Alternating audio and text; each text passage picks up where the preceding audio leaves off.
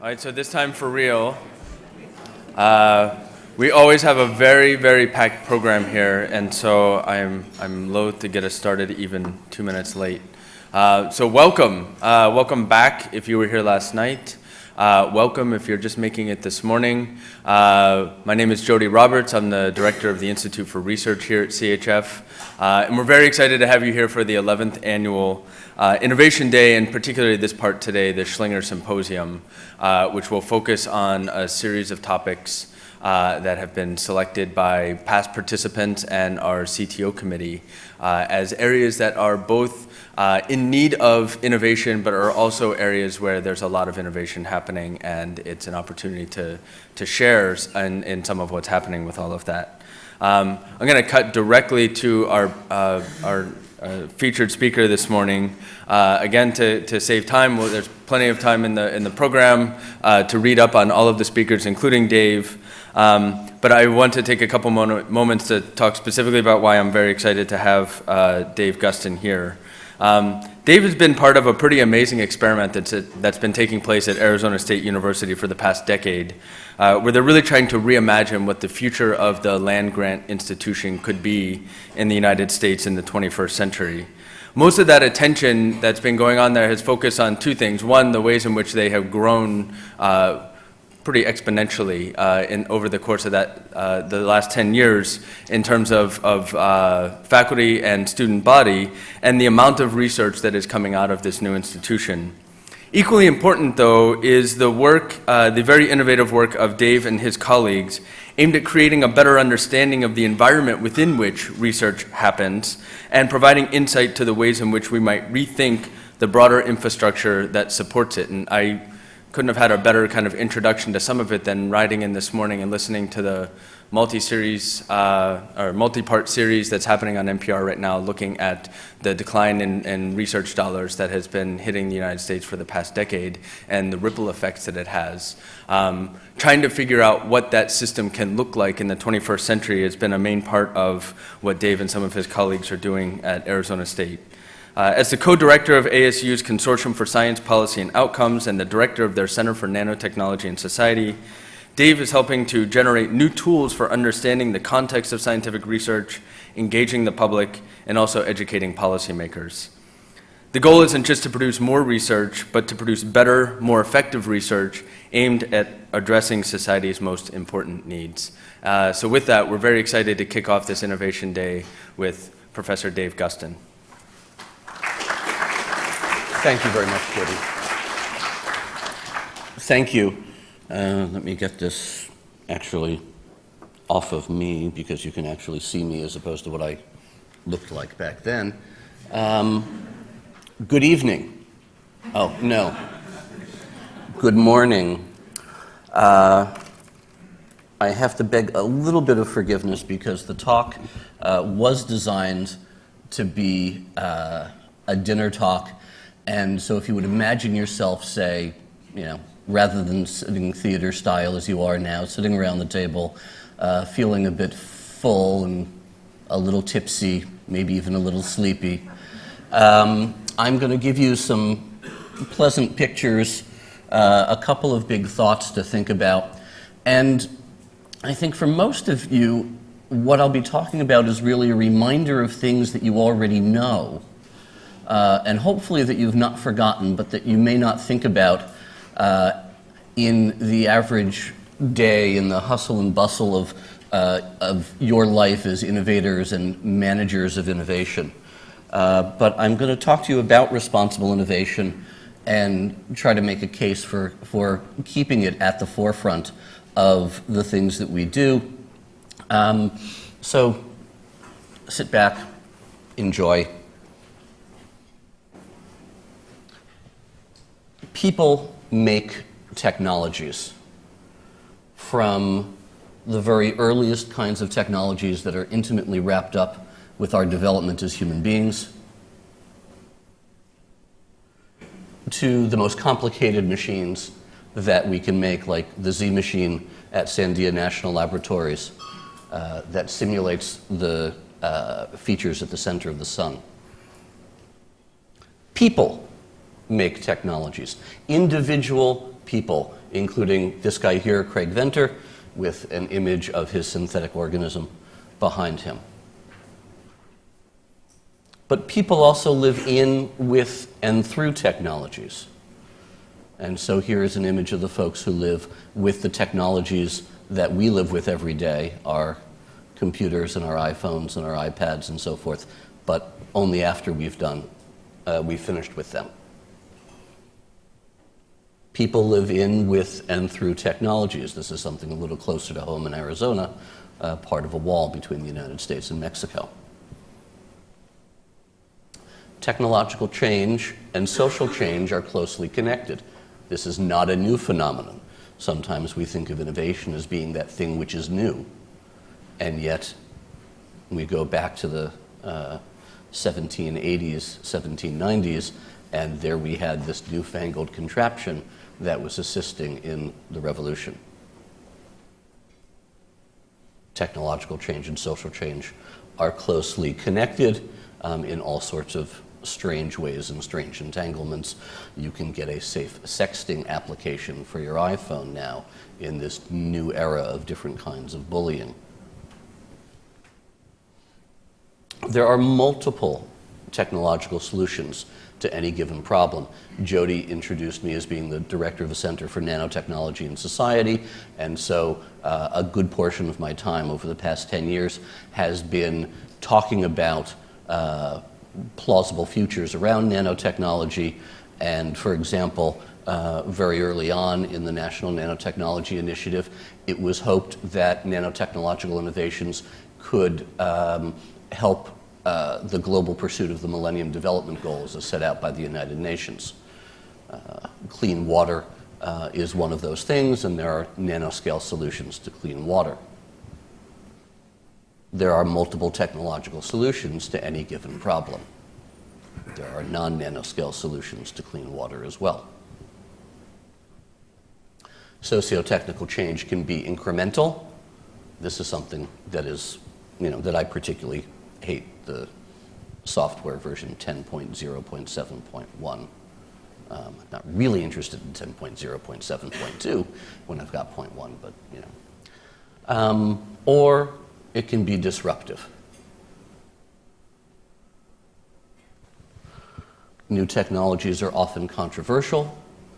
We're in the middle of trying to figure out this business about fracking, which is somehow related, it seems, to the domestic cost of fossil fuel, which is somehow related to energy independence and foreign affairs, but it's also somehow related to drop in the price of natural gas, which is somehow related to lessening use of coal, which is somehow related to putting fewer greenhouse gases into the atmosphere, which is all somehow related. And we need time and attention to figure out how these controversies could best be resolved. New technologies are often risky, and again, going historically, the steam boiler here shown exploding on the steamship Sultana in 1865. This was the largest naval disaster in United States history, killing some 1,500 men, women, and children, most of whom were Union soldiers and their families. The exploding steam boilers and steamships also was the impetus for among the first inquiries around issues in science and technology that the US federal government made in the 19th century, and among its first regulatory efforts, because the steamship was so important for commerce. Socio-technical systems are difficult or impossible to predict, and here I'm sort of subtly introducing a new concept of the socio-technical, which is something, at least just for the moment, to take as the technical within its context, and the way that the technical and the social mutually influence each other. So here you see the unpronounceable volcano in Iceland from a few years back. Socio-technical systems are difficult or impossible to predict, and the cloud of ash that covered Europe and grounded European air transportation for several days at the cost of several tens of billions of dollars of uninsured losses. It's not as if we didn't know there were volcanoes in Iceland. It's not as if we didn't imagine that they might erupt. It's not as if we didn't know that those eruptions would put ash into the atmosphere, or, to a certain extent, perhaps that that ash might cause problems for jet engines. But these were uninsured losses. Why was that? And even if we get it right, you'll probably recognize Katrina here. We get it wrong. Okay, so our prowess in predicting where it is that hurricanes will go has improved tremendously. And we more or less pinpointed where it was that this Category 5 storm was going to make landfall. And yet, we still were unable to deal with the fact that New Orleans was unprepared for a Category 5, and we knew it was unprepared for a Category 5 because if you went back to the Army Corps of Engineering specs on the ways that the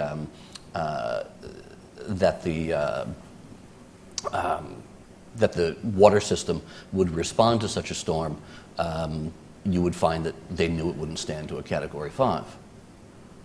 So even when we get it right, like landfall, we can get it wrong. Our socio-technical imaginations shape our future. People know this story about Martin Cooper and the cell phone, how he was influenced by the classic version of Star Trek. The story goes that he was walking around his living room on the telephone, and he, not one of not one of the telephones that we have now that you can walk around with anywhere, but he was probably on one of those princess phones with the long cord that went to the cradle and the long spiral cord from the cradle to the handset. And he was walking around his living room, and he tripped over the cord. And lying down on the floor, he looked up at his television and saw James T. Kirk with his communicator, and basically thought to himself, why can't I have one of those? And that is part of the lore of the creation of the cell phone. Now, I can't verify that as a scholar. I've seen and heard that story several times and in public, but here's one that I can verify for you that comes out of some research that I've done. Our socio-technical imaginations shape our futures. So I'm probably right in guessing that this is an audience more than any other audience that I have ever spoken to who might know who Frederick Soddy was. Yes? Frederick Soddy? I may be wrong. So Frederick Soddy was a chemist, and he was a Nobel Prize-winning chemist, but only after a few tries. When he was a graduate student, he worked with Rutherford in Montreal on the transmutation of matter, and then he worked with Ramsay as a young scientist, and both Rutherford and Ramsay won Nobel Prizes for the work that they had done with Soddy, and Soddy did not because he was the junior partner.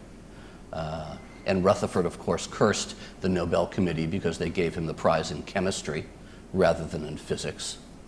And he thought that was as much a dishonor as an honor. So Soddy eventually wins his Nobel Prize in the early 20s for his theory of the isotopes. And he was probably the best radiochemist of his generation. And in addition to being this wonderful experimentalist, he talked in public. He gave public lectures, he did public writing about the science that he was doing at the time. And so the image on the left here is a set of lectures that he published, a set of public lectures that he published on the interpretation of radium.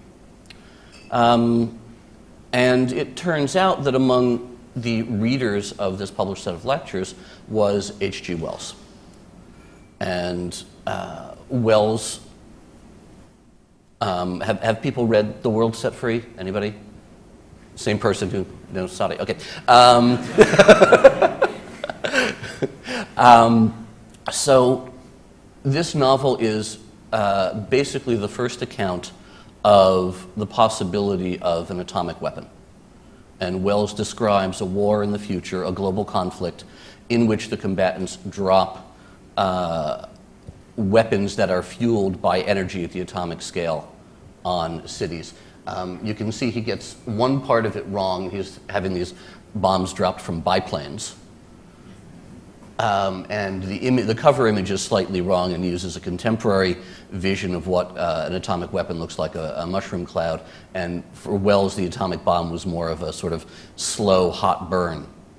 But he is envisioning the use of atomic energy in warfare and in weaponry based on things that Soddy had said as a radiochemist intimately familiar with what was going on inside the atom from his own experiences. And of course, Soddy began this conversation in the midst of the First World War, when he himself was put on a wartime research agenda in Scotland at the University of Aberdeen, and he was looking out at the rest of the scientists who were involved in the conflict, particularly Fritz Haber and the impressing of the Haber process into the creation of high explosives for use during the war. And it's sort of described by his son that Soddy, sort of even in the context of the First World War, having this knowledge about the amount of energy stored within the atom, walked to the edge of the nuclear abyss and having seen it recoiled. And Soddy basically leaves experimental science for the rest of his career and turns to what the Nobel Prize Committee, in acknowledging his work on isotopes, called esoteric problems in energy and economics, or something along those lines. What he did was he started working on those problems that he thought were going to be the source of the next conflict, where this atomic energy might be used under hostile situations. Now, there's a second part of the story, okay? Our socio-technical imaginations shape our futures, but people play an important role in governing technologies. So, fast forward now 2 decades, the world set free plays a role in this sort of pivot. The guy on the right there is Leo Szilard, somewhat more familiar than Frederick Soddy. And Szilard tells a story about having read H.G. Wells' The World Set Free in 1933-1934, about the time that Szilard, a Hungarian Jewish emigre, fled Nazi Germany and went to England. And Richard Rhodes tells this story from Szilard's memoirs in The Making of the Atomic Bomb. And Szilard was pacing around England at a time that Rutherford was speaking, and where Rutherford's talk was reported on in the newspapers, and Rutherford had said something along the lines that the industrial scale release of atomic energy is moonshine, and Szilard, an emigre, was trying to make sense of this concept of moonshine, and was wandering around the streets and stopping for traffic lights and not stopping for traffic lights, as the case may have been, and had the brainstorm that led him to articulate, theoretically, the chain reaction, the nuclear chain reaction. And Szilard, again, coming with this experience that he had, realized that, with some credit to H.G. Wells, that would this knowledge of the chain reaction get out, it would be the Nazis who would take advantage of it, because they were poised to militarize the knowledge, whereas the yet-to-evolve Anglo-American alliance was not. And so what did Szilard do? He did something that some of his colleagues criticized him for. He patents the chain reaction and assigns it to the British Admiralty to keep it secret. People play an important role in governing technologies. More contemporarily, this is a more playful view about what that governance looks like. The iGEM is the International Genetically Engineered Machine Competition, which is a sort of central activity in spreading the knowledge of synthetic biology and the skills in synthetic biology, and one hopes the norms of synthetic biology, to a large cohort of undergraduate competitors from scores of countries around the world. People play an important role in governing technologies. That conservative organization of FIFA finally allowed goal line photographic technologies for the 2014 World Cup. Didn't play very much in this year's Cup. But we're governing technologies in all sorts of ways and in all sorts of places by means with which we are very familiar. So a bureaucratic committee decided by a little vote to finally use this technology. What's all the fuss about responsible innovation then? We know that responsibility has long been a theme in scientific practice and science policy. We know that most scientists and engineers are responsible anyway. We've got codes, we've got guidelines, we've got curricula. What's the big deal? And what I want to say is first that new and emerging technologies provide a different kind of context. That as we move from older technologies to, say, nanotechnology that I've been working with for a while, to synthetic biology, to neuroscience and cognitive technologies, that those transitions have important aspects that are relevant for the way we make decisions around responsibility. It's not to say that every newfangled thing, that everything that's new under the sun is unprecedented, or that we need a fully new nanoethics like we created a bioethics, and then for synthetic biology, we'll need a synthetic biology ethics, and for cognitive science, we'll need a cognitive science ethics. That's not quite the claim.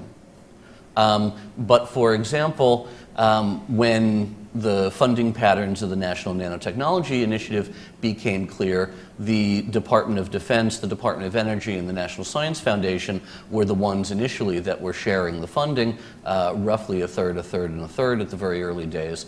And that's a different context for nanotechnology than, say, the Human Genome Initiative was developed when the vast majority of funding was through the National Institutes of Health with a little bit to the Department of Energy. A very specific example is that within nanotechnology, that the work that my center does at funding from the National Science Foundation, that part of the National Nanotechnology Initiative that attends to the societal aspects of nano is funded 85% or 90% by the National Science Foundation and not by the other mission agencies that fund 2/3 of the National Nanotechnology Initiative. So there's no societal work embedded within the Defense Department's work on nanotechnology. There's very little societal work embedded within the National Institutes of Health funding of nanotechnology, despite its tradition with the ethical, legal, and social implications of the human genome. Within the Department of Energy, there are stories of even outright hostility to policy work around energy transitions, and so on and so forth. So there are different contexts to the kind of work that goes on with new and changing technologies that mean attention to responsible innovation. Second, there's a changing content of what it means to be responsible. And we can see that perhaps in, certainly over the long haul in the distance between what's going on now, for example, in how we think about the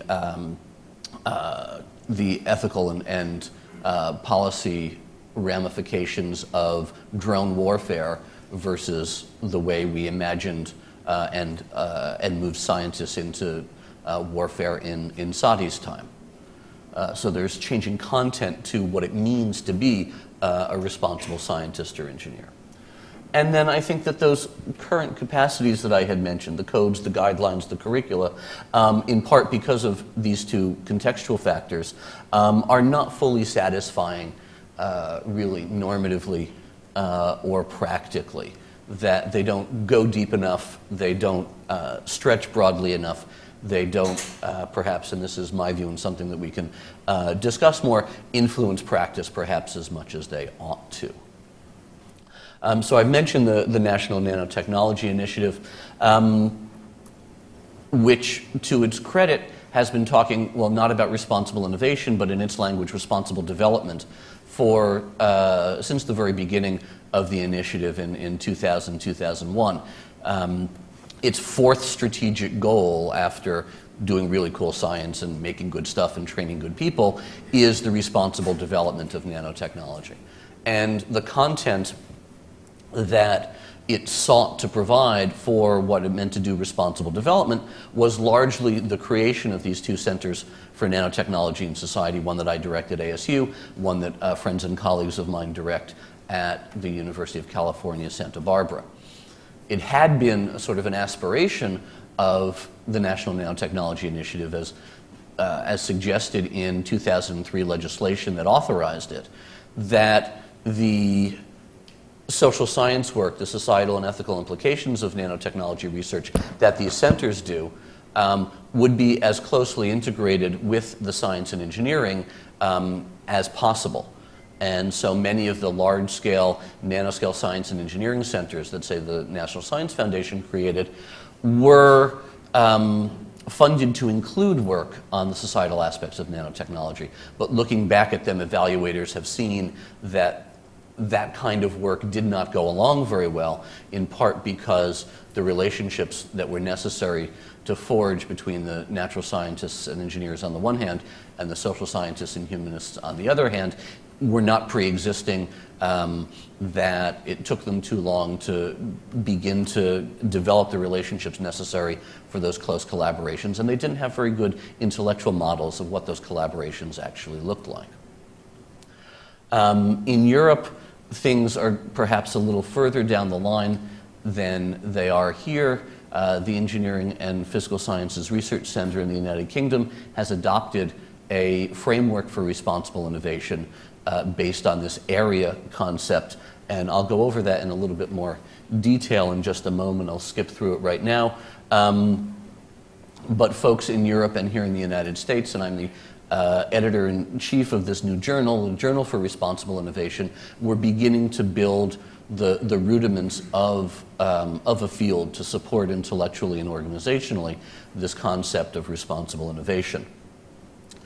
Europe has also funded a set of large-scale research centers and networks that are sort of pan-European, like Progress and Rosagora, and GREAT, that are regional as well, like Karim and Farron, and that are attempting to, again, both develop additional kinds of models for responsible innovation and begin to integrate them with the policy environment.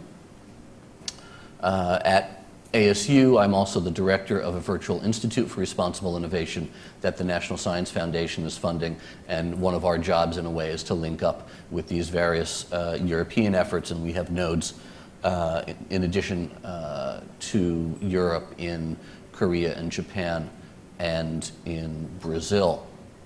But I want to get back to the content here that the EPSRC has added to its responsible innovation framework. And it developed this, well, it didn't develop it, it adopted this area framework that involves anticipating, reflecting, engaging, and acting. And I want to twist it just a little bit and ask us to think about a set of questions about how we can become more reflexive. And before I actually go into detail about that, I'll shift you back here so you're not reading while I'm saying this. About how we as innovators can be a little bit more reflexive about the activities that we're engaged in. And this word reflexive is often used by folks in the social sciences and the humanities, sometimes in an admittedly obscurantist way. And I don't want to do that here. What I want to say is, just think about thinking for a minute. And that's what we social scientists mean by being reflexive, okay? And part of this comes out of a particular project, and Jody in his introductory remarks alluded to something like this, that we've been working on at my center at ASU, which is called Socio-Technical Integration Research. And the idea really came from one of our junior researchers named Eric Fisher, and he started this work when he was a doctoral student at the University of Colorado, working with the engineer Roop Mahajan. And what Eric was after was understanding the scientific or engineering research laboratory as a place where decisions are made, where those decisions are of consequence for people outside the laboratory. Now, when it's phrased that way, it's almost nonsensical. Of course, there are decisions that are made in the laboratory that influence people who are outside the laboratory, because when stuff comes out of the laboratory, that stuff is influential in the world. We wouldn't be innovators. You guys wouldn't be doing what you're doing if that were not the case. And yet when folks are situated in the laboratory, they're focused on things that seem to them to be entirely determined by the constraints of the technical apparatus and the interaction with nature that they're engaged with. And the simple act of going into a laboratory, and this, Eric's work has been done with students and postdocs who have gone into both academic and private sector laboratories. The simple act of going into a laboratory and asking rather Socratic questions about what are you doing, why are you doing it that way, might you do it any differently, and who might have an interest in what you're doing. And repeating those questions makes the people with whom that person is talking more reflective. They think more about the thinking that they're doing in the laboratory. And ultimately, Eric has documented, and the students that he's worked with have documented, begin to change the language that they use to talk about what they're doing, and some of the behaviors that they're engaged in the laboratory, and even things like the strategies and the materials that they're using for their experimentation. So that's what the reflexiveness is about. So how might we be more reflexive about imagining, about research, about design, about building, marketing, and assessing new technologies? By asking, for example, with respect to this category of engagement, okay, the category that looks out to the rest of the world. Who are the people who innovate?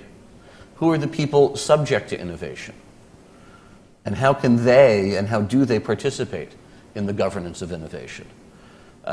It's something of an axiomatic principle to me that a description of technology that is now in the literature in my field some nearly 40 years that equates technology with legislation. Okay, because both technologies and legislation are things through which people govern their own lives. They provide constraints, they provide opportunities, they provide sort of coordinated or more broadly consensual visions of what's good and what's not good in the world. And to the extent that we believe as citizens of a democracy that it's important for people to have a say over the legislation that governs their lives, it is probably similarly important for people to have a say over the kinds of innovations that they have to live in, with, and through. With respect to anticipation, what futures are we imagining? Where are these imaginaries coming from? And how might engagement change in the futures that we are imagining for these people that we're innovating for? And then finally, with acting, how can the governance of innovation be informed by the answers to these questions? And how can innovation finally be governed in accordance with democratic values? So one of the proposals that I actually started talking about responsible innovation with more than a dozen years ago was an idea that, and this is pertaining mostly to universities, but the private sector has an important role here, that universities, being in the knowledge-based innovation business, as they have been for a long time but have become more intensively involved over time, also need to be in the responsible innovation business. And you can think about it this way, that the scientific community is based in universities, was responsive to public concerns in the early 1970s when it struggled with the federal government but ultimately adopted the common rule for the protection of human research subjects and instituted institutional review boards to oversee research that involved human research subjects. And then in the early 1980s, with the passage of the Bayh-Dole Act by the federal government that allowed university-based federally funded researchers to patent and license exclusively those innovations that were funded by the federal government, it accepted the responsibility of helping contribute to both the development of local and regional economies and to national competitiveness. Now, clearly, no matter what you think of anything that I might have already said, one can, I think, agree that the responsibility of university-based scientists and engineers goes beyond not killing people and contributing to the economy. So how is it that we provide an institutional setting for thinking about those things? And thus I want to argue that we should have centers for responsible innovation that are university-based, that are parallel to the kinds of institutions that we've set up for human and animal research subjects in institutional review boards for handling technology transfer, in offices of technology transfer. And of course the mechanism for this would be convincing the Office of Management and Budget to make expenses for considering responsible innovation, like expenses for IRBs and offices of technology transfer and managing federal grants and contracts and so forth, be allowable expenses for indirect costs and negotiations with the federal government. So I want to leave you with that thought and those images and big think issues about responsible innovation. And thank you, Jody, thank you, Karsten, and thank you all.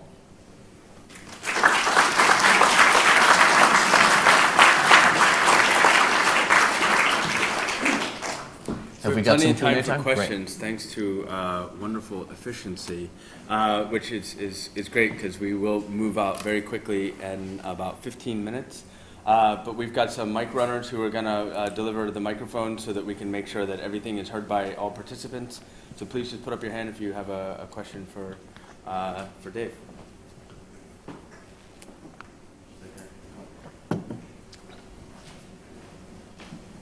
Do you include in your thinking sort of the whole wave of responsible innovation that's going on in industry in response to this concept of sustainable development? I mean, today when you look at what we work on, increasingly every new product is designed to be more sustainable than the last one or the one that it's replacing. Is that part of your part of this context that we're talking about? Yeah, no, I think absolutely. And I think that and this is, I think, one of the successes that is reflected on the public side in the nanotechnology initiative, but in the industrial side as well, that there are a lot of things where the first and fundamental impulse is, in fact, to make something, smaller, faster, cheaper, using less energy, and so forth. And that's critically important. Two pieces of caution to say about that. One, it's not clear to me that that impulse is connected, for example, to the larger rhetoric about corporate social responsibility. It's not clear to me that either sort of institutionally or conceptually the CSR stuff has connected back to the innovation enterprises within private firms. Second, that it's still the case that making those next incremental steps may still not be asking the right kinds of questions or providing the right kinds of answers for the challenges that we face. So, when, for example, we make light bulbs more efficient, there is some evidence that people use more energy because the light bulbs are more efficient and they use the energy up to a price point, not up to an efficiency point. Okay? So there's that kind of little problem, so that each incremental change to make something more sustainable may not translate into an actual behavior that makes the system more sustainable. Second, that the incremental change in the light bulb may not be where we actually want to put our resources. We may really want to be putting our resources in some other form of lighting or energy research. So those two more systemic questions don't necessarily get answered by the incremental improvement, by the decision to make individual things more sustainable.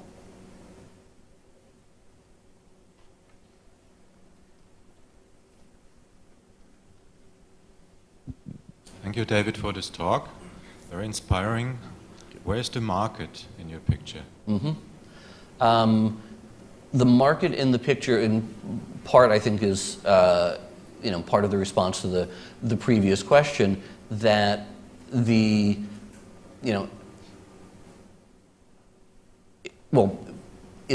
the market, do you mean by that the pull of the consumer, or do you mean the transactions, or do you mean the producers in the market, or do you want me to answer all three of those? Actually, all three of those. All three, okay. I mean, much of our society today is actually based on market rules, whatever specific market you have in mind. Right. I think you did a very, very good job in actually juxtaposing the two big players, which are science, SODI, and society, wealth, for example, the imagination.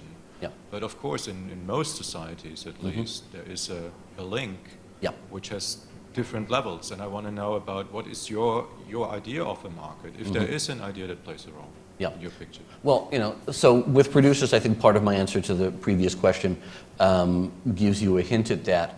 On the consumer side, it's challenging to talk about what consumer choice actually means in the face of challenges with understanding what's in stuff and questions about labeling and so forth. And so, to be utterly frank with you, I think that the resistance to labeling GM foods was a disaster.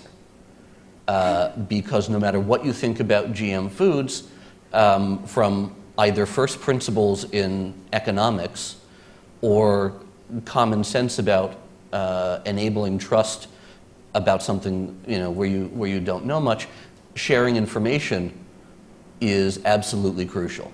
And the resistance by innovators in the GM world to labeling their products as GM, I think, was a complete disaster.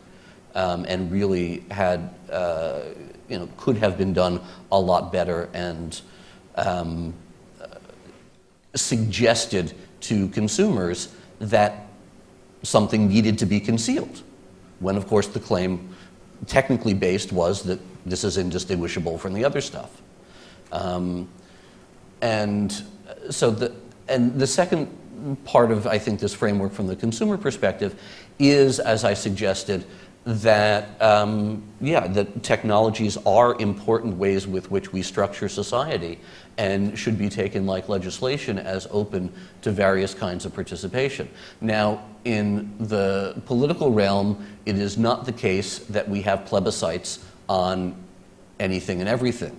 Right now we've all watching with some fascination what's going on in Scotland, but it's only on very rare occasions when people actually get to vote on those big things. And so I take the rhetoric when people say, well, we don't get to vote on the law of gravity, as somewhat beside the point. That's not what we're talking about here. What we're talking about, I think, is making sure that the conditions exist for consumers to be able to make informed choices, and for them to have other kinds of options about making choices that don't just involve market behavior. Because innovations don't just involve market behavior, and I think it's somewhat unfair to ask people to govern every aspect of their interactions with innovations, with new technologies, and so forth, by making market choices rather than making other kinds of choices. Quite simply, the market works better for some people than other people. It's also the case that some decisions are more effectively made about technologies outside the market. And that is what the regulatory apparatus of the state is about. And once the signal of externalities comes back to the market and people can respond in the market context, well, the temperature's changed a couple of degrees.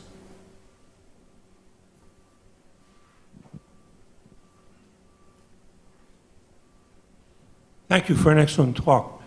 I wonder how you feel about communication with this. We technologists generally communicate to technologists and not to the lay public. Yeah. Nor do we really participate actively in the political arena. Rush Holt, who was the last... He was my member of Congress for a number of years when I was at Rutgers. Yes, and I live in New Jersey, but he's not my member of Congress. But there's no voice. Yeah. And how do you start that, or do you think that's an important trend that we get more involved, both at the lay communication level and at the political level? And how do we get that going? Yeah. At the university level, do we teach our students that they need to be activists in a good sense, or do we just let this go? Thank you. No, I think both of those things are critically important. And one of the reasons why I wanted to draw your attention to Frederick Soddy 100 years ago is, as I said, that Soddy was giving these lectures to public audiences. He wasn't just talking to his colleagues, and in fact his colleagues got a little ticked off at him for doing this kind of thing. One of his colleagues, and something of an intellectual rival as well as a political rival, was someone who's probably known to you, Michael Polanyi, another chemist and ultimately philosopher of science.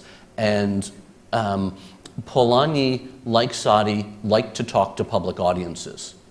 And in Polanyi's famous essay, The Republic of Science, he recounts an instance where he and Bertrand Russell are on a radio show called The Brains Trust in the United Kingdom during the course of the Second World War, and The Brains Trust is the most popular radio show in England at the time.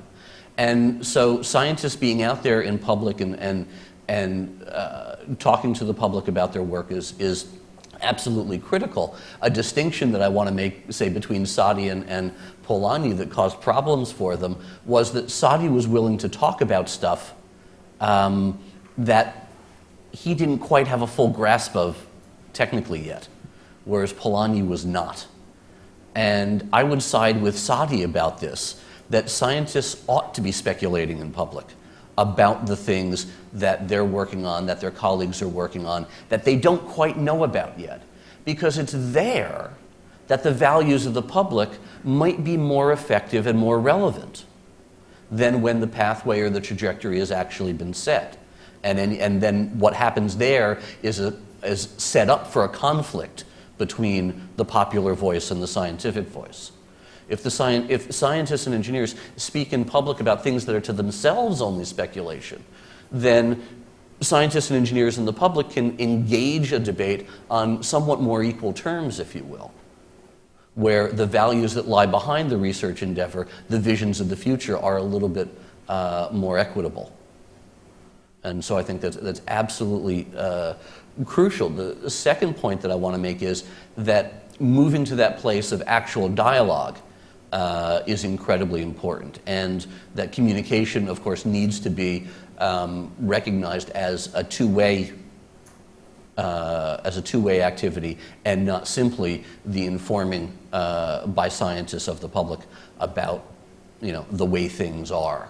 That when one uses the word communication, one implies a two-way relationship that has to be respected, and that also informs, for example, my rather strong statement about labeling, because the public was supposed to believe precisely and with no other, sort of irrevocably, that this was the same, and that was it. There was no conversation about that kind of point.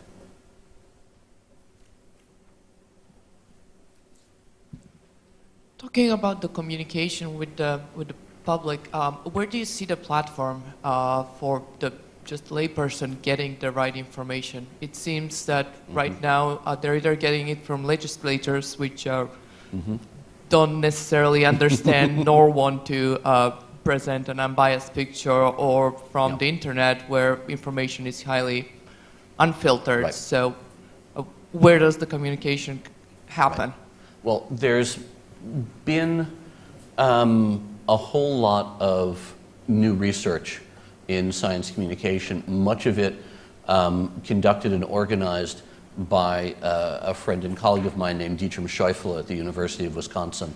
And he's been involved in a set of forums that the National Academy of Sciences has sponsored called the Science of Science Communication. And so if you're interested, for example, in the latest kinds of empirical research on this, there's, I think, now an immediately forthcoming collection in PNAS, and there was one about a year and a half, 2 years ago as well, and Scheufele is the editor of those. But the challenge of, providing good information in a political context around these things is extreme, and you sort of link this to, the terrible things about information that go on in legislatures as well, and I don't want to discourage you from thinking badly of legislatures at this moment. But one of the things that we've been working with at my center that has been going on in Europe as well is providing fora for people to consider these things outside of traditional political institutions. And so my center in 2008 had, with the generous NSF funding, a National Citizens Technology Forum on nanotechnology and human enhancement. Okay, now you might say, well, wait a minute, Dave, that human enhancement stuff is, decades off. But this is exactly the point. This is one of these early points when a conversation among scientists, engineers, and lay publics might actually say something about what our research agendas might be to think about human enhancement or not human enhancement, or what kinds of human enhancement, or how to distinguish between therapy and enhancement, or so on. We then followed that up with an activity that we called Futurescape City Tours. So rather than having, as we did in the Citizens Technology Forum, have citizens sit around in a room and look at each other and read stuff and talk to each other, we got them off their butts and moved them out into their cities and had them take tours where the high points in the tour and the people that they met on the tour were folks who were involved in nano innovation in places where they lived. And the agenda in those tours was a little bit more citizen-driven than the one that we set up for them in the first one. And we're sort of just compiling the results of this now. But we had very close partners in science museums and science centers in the cities where we ran the tours. And we're finding that collaboration with science museums is really something that we want to work with and expand and perhaps create really fruitful fora for these public dialogues and engagement of citizens, because science museums are facing some of the same problems that you described that the citizen is facing, where if you envision what a science museum does as sharing scientific information with the public, well, you don't have to get out of your house and drag your kids with you and get on public transportation and go downtown and pay $7 a head to get scientific information. It's there at your desk, at your computer. So what role is it that science museums are going to have? And so we're very interested in collaborating with science museums as places where civic discussions around science and technology can happen. Thank you very much. We're going to call it there, because that seems like a really great place, and then it also gets me a way of saying, like, you should check out our museum, things like that. That was not a plug. I want to thank Dave. Please join me in thanking him.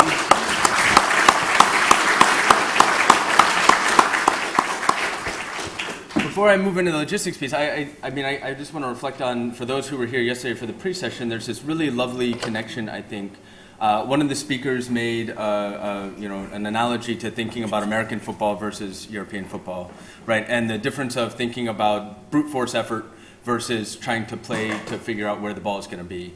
And I think what we get here is a really interesting conversation starter about trying to anticipate how things are changing and the ways in which we as individuals, but also the different systems within which we're participating, need to try to anticipate where that ball is going to be. That this isn't a matter of brute force politics in a kind of small p way of thinking about legislation and regulation and citizen engagement and what's the right framework for conducting research. All of that is kind of up in the air, and I think Dave did this really wonderful job of trying to break that open and think, where we might have thought about the market in a very specific way in the last 30 or 40 years, operating as a vehicle between innovators and consumers, do we have to rethink what that relationship is? Do we need to rethink the ways in which global trade is actually changing the ways in which we interact with some of these emerging technologies? So I'm really grateful for that. I really appreciate that, Dave. This is also, I want to play off of his piece that this is an opportunity for us to think about thinking, and that's really what so much of today is about. We don't have to think about all of the systems that are in play, although I think depending on which sessions you go, you'll get a flavor of some of the different elements that Dave has presented here this morning. But this is an opportunity for you to really think about the role that you play inside of innovation, reminding you that even back in your lab, however big or small it is, the decisions that you're making really matter because they have connection to other systems outside of your laboratory. So we've hopefully constructed a day that is going to help you think about thinking. We're going to break right away into our first session of breakout sessions. Everything will be happening today with the exception of lunch, which will be in this room. Up on the second floor in our conference center, you have the nice opportunity of walking through the museum on the way up there and back through the museum on the way down. There's obviously an elevator out there as well. The Haas room is basically right above us. So if you come out, if you come out the stairwell, make a left, and actually the elevator as well, make a left. The Franklin room is way in the back. We will also have a poster session, which will be set up there along the corridor between those rooms. And again, we'll join back here at lunchtime for the presentation of the Gordon E. Moore Medal. So thank you and enjoy your day.